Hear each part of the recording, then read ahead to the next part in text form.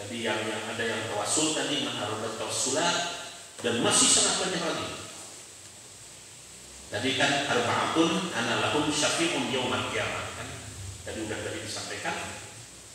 Baik, hampir jam 11 lebih.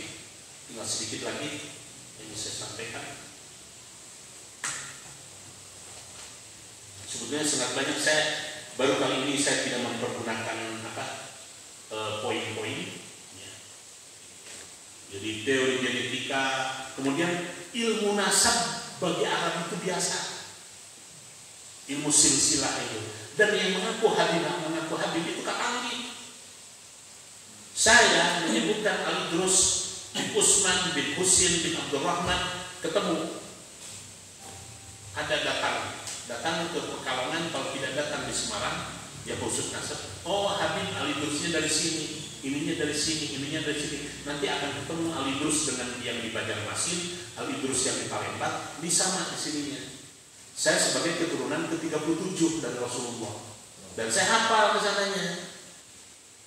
Muhammad bin Utsman bin Husain bin Abdurrahman bin Utsman, terus sampai akhirnya ke Sayyidah Fatimah, ke Rasulullah. Saya dari Husain, dari Sayyidina Husain. Kenapa kok Syarif? Syarif biasanya dari Sayyidina Hasan, Sayyid dari Sayyidina Husain. Nama saya Sayyid waktu di SD itu saya jarang pakai Sayyid, diganti kurungnya jadi Syarif, pakai Syarif kabeh gitu kan. Padahal saya dari Sayyidina Husain. Sayyidina Hasan sangat sedikit sekali, kebanyakan dari Sayyidina Husain. Putra Sayyidina Husain itu hampir mencapai 90 orang. Kawin, Israel, kawin deui, cerai kawin deui, gagah sudah Sayyidina Husain. Tetapi Rasulullah sangat paham. Sayyidina Hasan sudah disebutkan pengorbanannya yang akan mempersatukan. Pertama, persoalan hal ini setelah perang Siffin antara Muawiyah dengan Sayyidina Ali. Sayyidina Hasan mengalah, Sayyidina Husain keras dan sedih. Dan sebelum Sayyidina Husain meninggal, waktu Rasulullah ditinggal oleh Siti Khadijah, malaikat Jibril sudah datang membawa kain kafan. Loh, satu lagi mana untuk cucuku Husain? Malaikat Jibril mengatakan Husain tidak akan sempat lagi dikasih kafan karena Husain akan meninggal dalam perang. Kenapa Syiah sampai sekarang yang Syiah yang keras itu anti sepak bola? Karena kejadiannya kejadian Sayyidina Husain.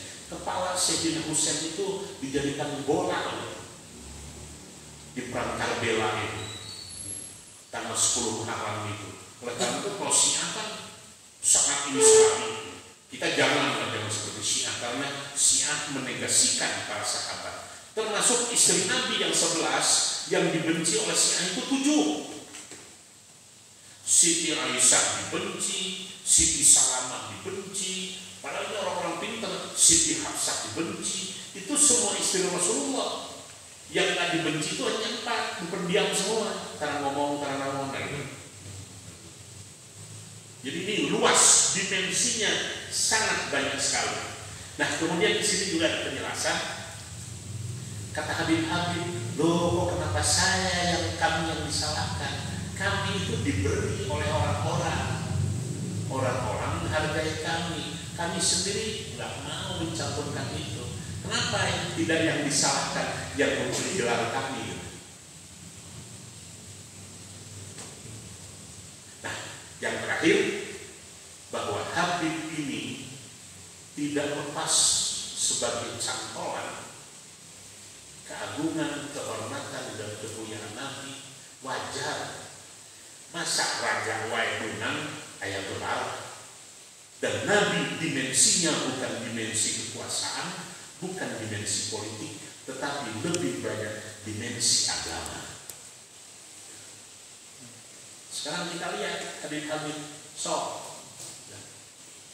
Kalau tidak ada Habib, saya nggak tahu proses Islamisasi di Indonesia itu bagaimana. Hampir semuanya, dari mulai Aceh sampai Ternate itu Habib, ya, semuanya.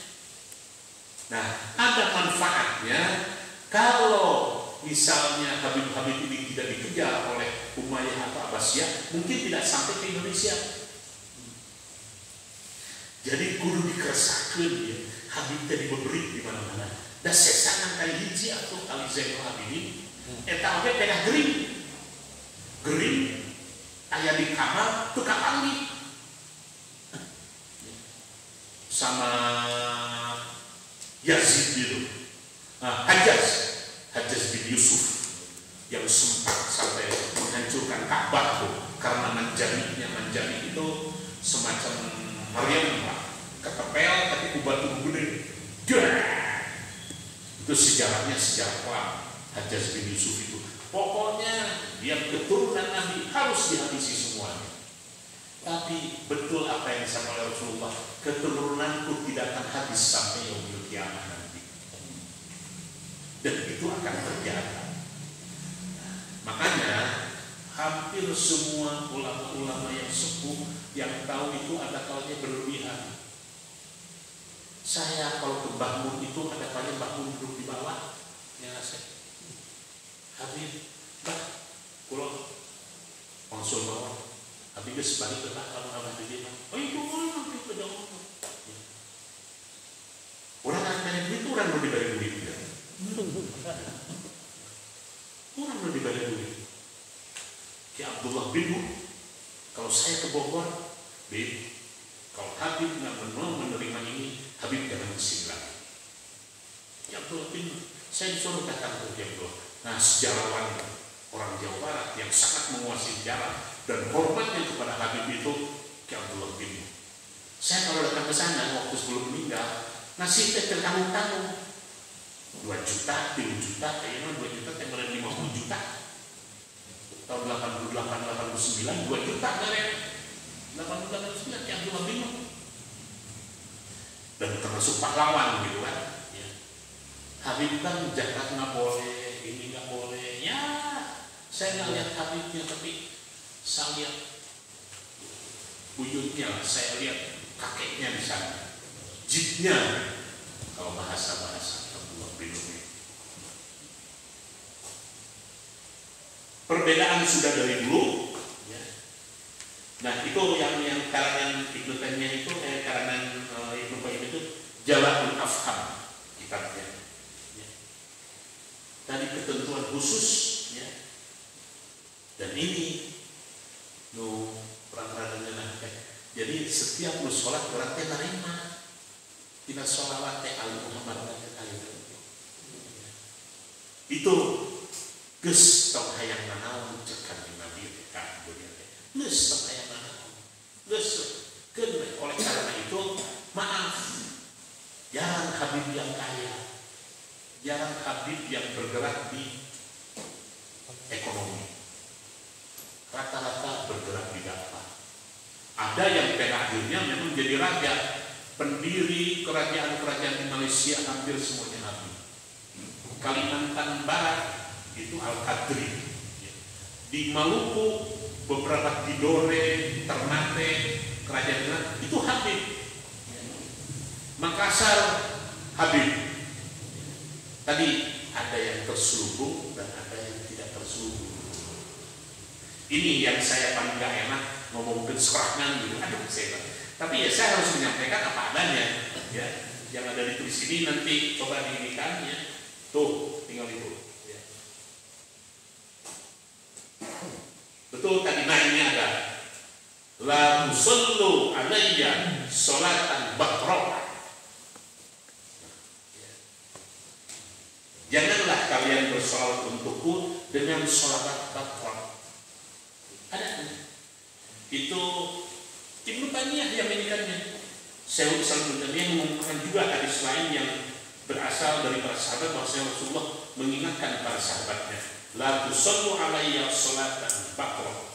Janganlah, yakni sholawat terputus tanpa lanjutan. Para sahabat bertanya, ya Rasulullah, apakah yang dimaksud salawat batroh? Beliau menjawab, taquluna Allahumma sholli ala Muhammad fataqtaquna. Qulu Allahumma sholli ala Muhammad wa ali Muhammad. Jadi kalau hanya baca Allahumma sholli ala Muhammad itu namanya salawat batroh. Harus disambungkan dengan ali Muhammad ya. Taquluna Allahumma sholli ala Muhammad fataqta'una, diputus. Ada hadis kisah, ada hadis batroh, ada berapa, 14 atau berapa istilah itu. Aduh, panjang deh lo bacain kalau dibaca. Maaf, saya mungkin tidak bisa mengungkapkan banyak karena waktu sudah setengah 12. Yang saya siapkan cukup banyak, hanya dapat saya sampaikan kurang lebih 20%. Dan 80% jadi ilmu yang perlu dicari lebih jauh oleh bapak-bapak. Saya kebetulan besok harus khutbah nikah yang 6:30 pada suka.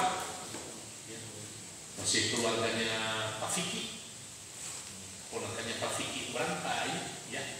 Tapi yang cucunya Bu Neneng. Mudah-mudahan ada manfaatnya. Maaf apabila hal yang kurang berkenan. Minggu depan tolong dipersiapkan tentang hibah, berjanji, simtutoral, burdah yang masing-masing punya keistimewaan tersendiri. Kalau Bahmun itu sangat fanatik dengan berjanji. Ya. Demikian juga Gus Baha, kalau tidak ada berjanji kita terputus, tidak banyak mengetahui tentang pribadi Rasulullah, terutama sampai ke sana.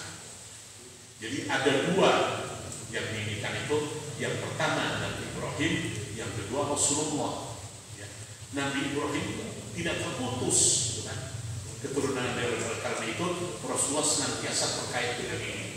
Terus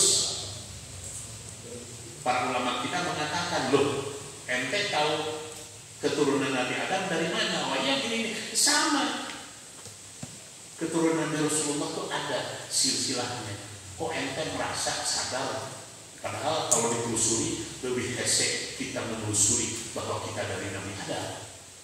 Tapi orang tahu sadar, oh iya saya dari Nabi Adam. Tapi kenapa harus mengingkari? Banyak di sini. Ya.